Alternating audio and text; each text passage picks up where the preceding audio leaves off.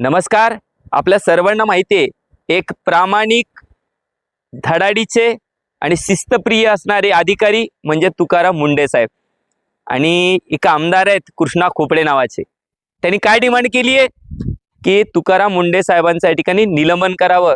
खोपडे साहेब, इथं निलंबन करण्यासारखे ट्रकभर अधिकारी आहेत, त्यांचं निलंबन करा. तुम्ही या महाराष्ट्रातल्या लहान लेकराला जरी विचारलं, तुकाराम मुंडे यांच्याबद्दल जर विचारलं ना, तर तुम्हाला एक प्रामाणिक आणि शिस्तप्रिय अधिकारी म्हणजे फक्त एकच नाव महाराष्ट्रामध्ये पुढे येतं आणि ते नाव म्हणजे आहे तुकाराम मुंडे साहेब. जे भ्रष्टाचार करतात ते तुम्हाला चालतात, पण जे प्रामाणिकपणे काम करतात मात्र त्यांची तुम्हाला अडचण येते. मला सांगा, तुम्ही म्हणतायत की त्यांना पुरस्कार दिला पाहिजे, कशाबद्दल? तर त्यांची 20 वर्षामध्ये 24 वेळा बदली झाली म्हणून त्यांना पुरस्कार दिला पाहिजे. पुरस्कार तर त्यांना द्यायलाच पाहिजे. पण साहेब, तुम्ही जे पुरस्काराची भाषा बोलत होतात ना, ती उपहासात्मक होती, मज्जा करणारी होती. साहेब, तुम्हाला सांगायचंय त्यांच्या बदल्या का होतात हे तुम्हाला सुद्धा माहिती आहे. कारण की ते तुमच्यासारख्या मंत्र्याला मोजत नाही, तुमच्यासारख्या आमदाराला मोजत नाही, तुमच्या मंत्र्याला मोजत नाहीत, म्हणून त्यांच्या 24 वेळा या ठिकाणी महाराष्ट्रामध्ये बदल्या होत आहेत. आणि कोणत्याच ठिकाणी कुठं 4 महिने, कुठं 2 महिने, कुठं 3 महिने, कुठं 6 महिने, कुठं 11 महिने अशा पद्धतीने सेवेमध्ये ठेवणारे तुम्हीच आहेत.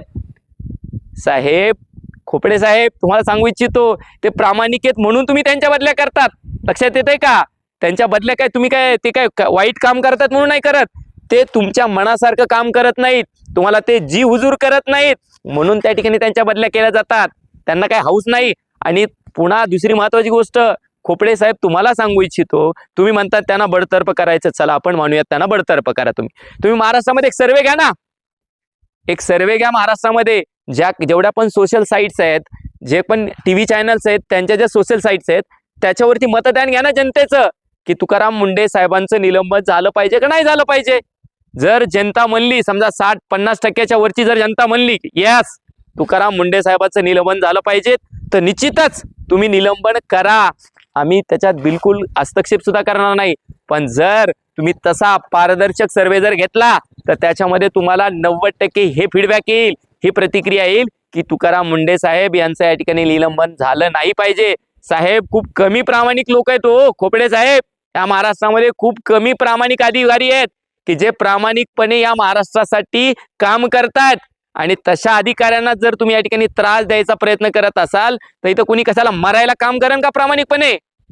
कोणाची पण इच्छा होणार नाही. जर प्रामाणिकपणाची सजा जर तुमच्यासारखे आमदार त्यांना बडतर्फ करण्याची मागणी करून जर करत असतील, तर या महाराष्ट्रामध्ये पुन्हा कोणाची इच्छा होणार नाही की या महाराष्ट्रामध्ये प्रामाणिकपणे काम करावं आणि या महाराष्ट्राला सुधारवण्याचा प्रयत्न करावा. हे कोणालाच वाटणार नाही. परत चला, आपण तुकाराम मुंडे साहेबांचा जर या ठिकाणी मागचा इतिहास पाहिला, तर तुम्हाला असं आढळून येईल, ज्या विभागामध्ये त्यांची बदली झाली, ज्या शहरामध्ये त्यांची बदली झाली, तर तो विभाग किंवा ते शहर बदलल्याशिवाय त्यांनी राहिले नाही. तिथे 100% बदल, एक चांगला पॉझिटिव्ह बदल करण्याचं काम त्यांनी केलंय. तरी सुद्धा या ठिकाणी तुम्ही बडतर्फ करण्याची भाषा करतायत. चला, पुन्हा नाना पटोले साहेब म्हणतायत की त्यांचे समर्थक त्या आमदाराला धमक्या देत आहेत. साहेब, त्यांचे ते समर्थक नसतात, त्यांचे ते फॉलोअर्स असतात. त्यांना त्या अंतःकरणात या ठिकाणी त्यांना वाटतं की एका प्रामाणिक अधिकाऱ्यावरती या ठिकाणी अन्याय होतोय आणि म्हणून त्या ठिकाणी त्यांनी फोन लावून तुम्हाला बोलतायत. त्याच्यात काय तुकाराम मुंडे साहेबांनी सांगितलं का त्यांना, का या महाराष्ट्रातल्या लोकांना, की तुम्ही त्या खोपडेला फोन लावा म्हणून? हे त्या लोकांना अंतःकरणात वाटलं की बाबा कुठेतरी एका प्रामाणिक माणसावरती अन्याय होतोय आणि त्याच्याबद्दल आपण याचा जाब विचारला पाहिजे, म्हणून त्या ठिकाणी कदाचित ते फोन तुम्हाला आले असतील. मुंडे साहेब म्हणले नाही त्यांना की तुम्ही फोन लावा. मी तर म्हणतो तुम्हाला लाखो फोन रोज यायला पाहिजेत की तुम्ही अशी मागणी का करतायत.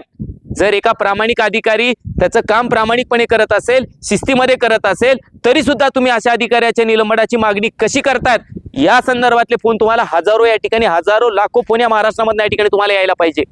परंतु काय, तुम्हाला जे दुसरे आहेत ना, दुसरे सुद्धा तुकारामाचे आहेत, जे TAT घोटाळ्यामध्ये अडकलेत, त्यांची मात्र बदली झाली नाही. ते एकाच ठिकाणी कितीतरी दिवस या ठिकाणी कार्यरत होते. ते तुमच्यासाठी चांगले, कारण की ते घोटाळाबाज आहेत आणि एकाच ठिकाणी राहत आहेत.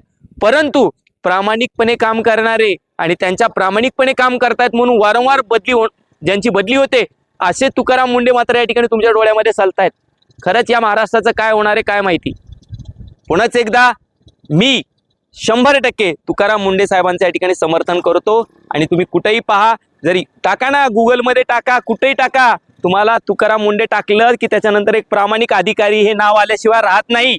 आणि तरी सुद्धा जर तुम्हाला वाटत असतील तुकाराम मुंडे साहेब या ठिकाणी यांना बडतर्फ केलं पाहिजे तर तुमच्यासारखे शहाणे तुम्हीच. धन्यवाद.